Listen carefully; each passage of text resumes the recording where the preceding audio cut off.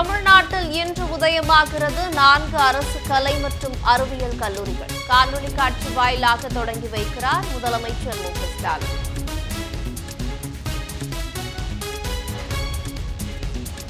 சென்னை எழும்பூர் ரயில் நிலையத்தில் மறுசீரமைப்பு பணி. தேஜஸ், மன்னை, செந்தூர், குருவாயூர் விரைவு ரயில்கள் இன்று முதல் தாம்பரத்திலிருந்து இயக்கம்.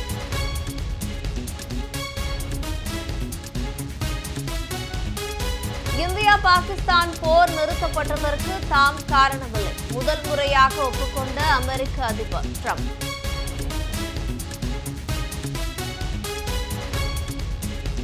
ஆர்சிபி வெற்றி கொண்டாட்டத்தில் 11 பேர் பலியான சம்பவம். 3 ஐபிஎஸ் அதிகாரிகள் பணியிட நீக்கம் செய்தது குறித்து இன்று அறிக்கை சமர்ப்பிக்கிறது கர்நாடக அரசு.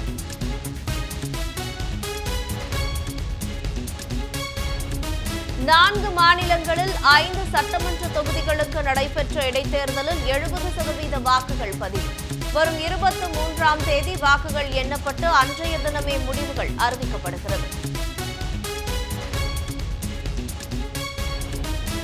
கால்நடை மருத்துவ படிப்புகளுக்கு விண்ணப்பிக்க இன்று கடைசி நாள். ஜூன் 23 முதல் 25ஆம் தேதி வரை விண்ணப்பங்களில் திருத்தம் மேற்கொள்ளலாம் என அறிவிப்பு. தொடர் மழையால் கபினி மற்றும் KRS அணைகளுக்கு நீர்வரத்து அதிகரிப்பு. உபரி நீர் திறப்பால் ஒகேனக்கல் காவிரி ஆற்றில் ஆர்ப்பரித்து செல்லும் வெள்ளம். தொடர் கனமழையால் தத்தளிக்கும் குஜராத். வெள்ளத்தில் சிக்கிய வாகனங்களை கயிறு கட்டி மீட்ட பொதுமக்கள்.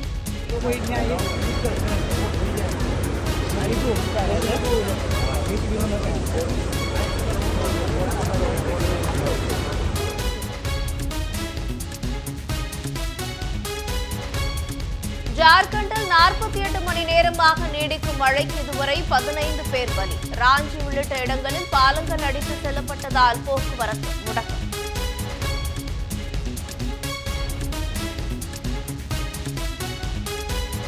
இணையதளம் மூலம் ஆசிரியர் பொது மாறுதல் கவுன்சிலிங் வழிகாட்டு நெறிமுறைகள் பள்ளிக் கல்வித்துறை வெளியீடு.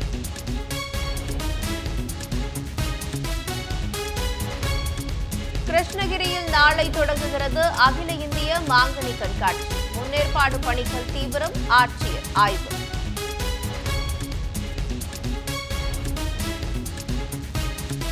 முருக பக்தர்கள் மாநாடு மூலம் மக்களை பிளவுபடுத்த பாஜக முயற்சி. விடுதலை சிறுத்தைகள் கட்சித் தலைவர் திருமாவளவன் குற்றச்சாட்டு. தாய்லாந்திலிருந்து சென்னைக்கு கடத்தி வரப்பட்ட அரிய வகை உயிரினங்கள் பறிமுதல். 2 ஆப்பிரிக்க நாட்டு கருங்குரங்குகள், 7 அரிய வகை ஆமைகள் பறிமுதல் செய்யப்பட்டுள்ளதாக சுங்கத்துறை அதிகாரிகள் தகவல்.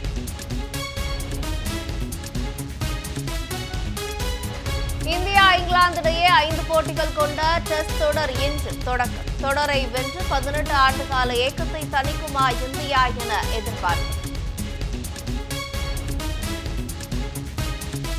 வங்கக்கடலில் மியான்மர் அருகே புதிய காற்றழுத்த சுழற்சி உருவாகிறது. தமிழ்நாட்டில் வெப்பச்சலனத்தால் மழை பெய்ய வாய்ப்புள்ளதாக வானிலை ஆய்வு மையம் தகவல்.